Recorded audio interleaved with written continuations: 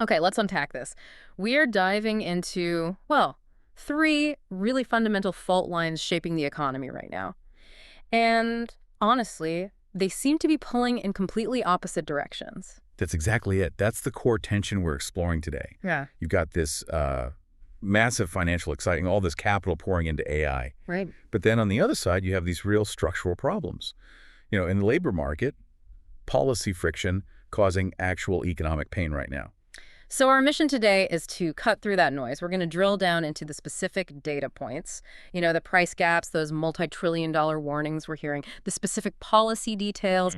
We want to give you that shortcut to being genuinely well-informed, show you exactly where the real momentum is, and maybe where the real risk is hiding too. Sounds good. Where should we start? Let's start on the consumer side. There's actually a surprisingly bright spot in mobility, the electric vehicle market. EVs. But maybe not the part you'd expect.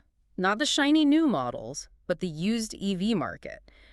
Analysts are sort of quietly forecasting it's going to hit a major structural turning point by, 2026? Yeah, and this is a real breakthrough moment for affordability. The key finding, really, is that the average price for a used electric car is getting incredibly close to a traditional gasoline car. How close are we talking? In August, the premium, the extra cost for a used EV, narrowed to just $897 on average. Wow. Under $1,000. It's the smallest gap ever recorded. Think about that. Less than $1,000 difference on average for tech that usually costs way more upfront. Do we have the actual price points? You do. The average list price for a used EV back in August was $34,704, and that's down 2.6% from the year before. Okay, so prices are actually dropping. They are. And that affordability, it's translating directly into sales. Used EV sales momentum is, it's incredibly strong, up 59% compared to a year earlier. 59%, that's huge. It is. In August alone, that meant nearly 41,000 used EVs sold. Now, here's where it gets interesting, especially with policy. This affordability boom is happening even though that federal EV tax credit, the one up to $4,000 for used, $7,500 for new, that's set to expire after September 30th. Right. It immediately raises the question, if that big government incentive is fading out, what's pushing prices down so hard? Okay, so what is it? The answer seems to lie in how automakers got people into EVs in the first place. Leasing. The leasing loophole, people sometimes call it. Explain why that matters right now. Well, automakers leaned really heavily on leases, partly because it was just an easier way for almost anyone, regardless of their tax situation, to basically get the benefit of that big $7,500 federal tax credit. Okay. Since 2023, well over 1 million EVs were leased. Now, those cars are finishing their 2- or 3-year terms. And they're flooding back onto the market. Exactly. They're hitting the used car supply chain all at once. So it's a classic supply and demand thing. A massive, sudden injection of supply drives prices down. Precisely. And look, for buyers trying to stick to a budget, this is a genuine game changer. It moves EVs from being this niche, maybe luxury item into something that's a real mass market possibility. Are there specific models people should look out for? Definitely. You can find some popular models now with average prices way below that $34,000 market average. Yeah. We're talking about the Nissan Leaf, around $12,890. Wow. The Chevy Bolt EV, around $14,705. And maybe the most surprising one, the Tesla Model 3, averaging just $23,278 used. A Model 3 for under $24K, that really was unthinkable just a couple of years ago. It really was. Okay, so the used market is finally becoming accessible. But you mentioned something critical earlier we need to underline, total cost of ownership, or TCO. How much does that still favor EVs, especially with electricity prices being kind of volatile? Yeah, the TCO advantage is generally still significant, and it tends to last. I mean, you get rid of oil changes, most brake work is reduced, and your fuel electricity is typically cheaper than gas, assuming you charge mostly at home. That's the key caveat. Right. What happens if you rely on public chargers? That's where the math can change. Public charging networks often have to price electricity much higher, to cover building the stations, the land costs, all that. It can seriously shrink or sometimes even completely wipe out the TCO savings. That's a really crucial point for listeners thinking about making the switch. So just to put this used market strength in perspective, what's happening with new EVs? Yeah, good contrast. The average price for a new EV in August was still up there at $57,245. Oof. That's a big premium, about $9,100 more than the average new gasoline car. So it sounds like two different worlds. New EVs are still premium, maybe dependent on specific incentives. But the used market is where the real affordability action is, driven by that wave of off-lease vehicles. Exactly. The data suggests this kind of split market. But that long-term trend, driven by used supply giving mass market access, that looks incredibly strong. You could argue the used car lot is the real engine driving mass EV adoption now. Okay, here's where it gets really interesting. Let's pivot. We're going from the, well, somewhat predictable economics of used cars to the, frankly, chaotic, maybe frenzied, multi-trillion-dollar world of artificial intelligence. Yeah, the AI paradox. What paradox? It's this tension, right? You have massive hype, incredible new tools being deployed seemingly every week, but at the same time, you have major figures sounding serious financial warnings. Like who? We're talking top brass. Goldman Sachs CEO David Solomon, Amazon founder Jeff Bezos, both are publicly warning this feels like an industrial bubble. A bubble. Solomon was pretty direct, wasn't he, predicting a stock market drawdown? He was, within the next 12 to 24 months, he said. A significant drop. He explicitly compared it to the dot-com bubble. The argument being that capital rushes in way ahead of actual results. Exactly. That in these periods of huge tech shifts, tons of money gets thrown at ideas, some good, some bad, that just won't deliver the expected returns. Eventually, the market has to correct, often painfully. And Bezos echoed that. He did. He made the point that during bubbles, both the genuinely brilliant ideas and the really terrible ones get funding. It's hard to tell the difference in the frenzy, and that's definitely happening now. But here's the twist, right? Despite the warnings, they're still bullish on the tech itself. Fiercely bullish. That's the balancing act keeping investors hooked. Both Solomon and Bezos insist AI is real.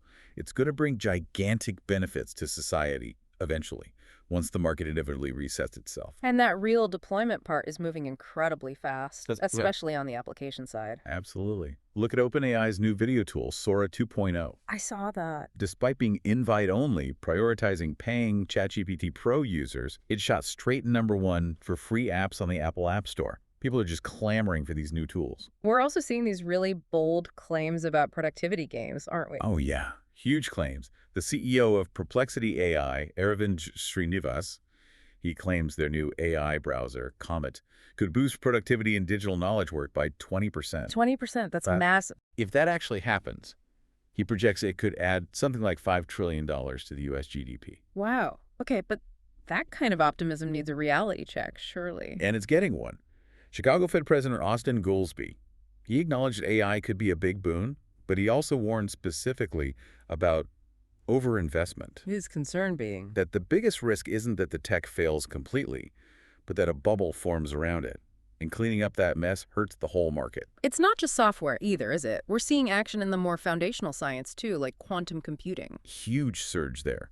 Stocks like Rigetti, D-Wave Quantum Computing Inc., they were all up over 20% just this week. What's driving that kind of jump? Specific news. Yeah, some significant financing news. Rigetti, for example, they actually booked orders.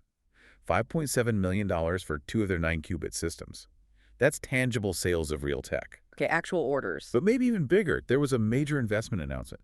300 million euros flowing into a quantum venture fund, backed by the owner of Novo Nordisk and the Danish government. So governments and major corporations are treating quantum as strategically vital. Absolutely. Global capital sees it as a national imperative. If we pull back and look at this high-tech race globally, are we seeing different strategies, say, between the U.S. and Europe? It looks like it, yeah. The U.S. seems to be leading in developing the really big foundational models, the large language models, or LLMs. Think OpenAI, Anthropic. The core engines. Right.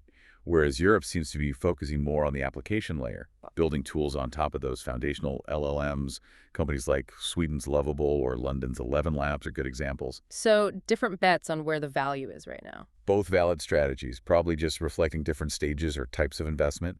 But the key thing VCs are saying right now, it's about the moat. Meaning the competitive advantage? Yeah, but in AI right now, that advantage isn't really about patents yet. It's about speed. Momentum is the moat, is the phrase you hear. You have to move incredibly fast because the underlying tech is changing almost monthly.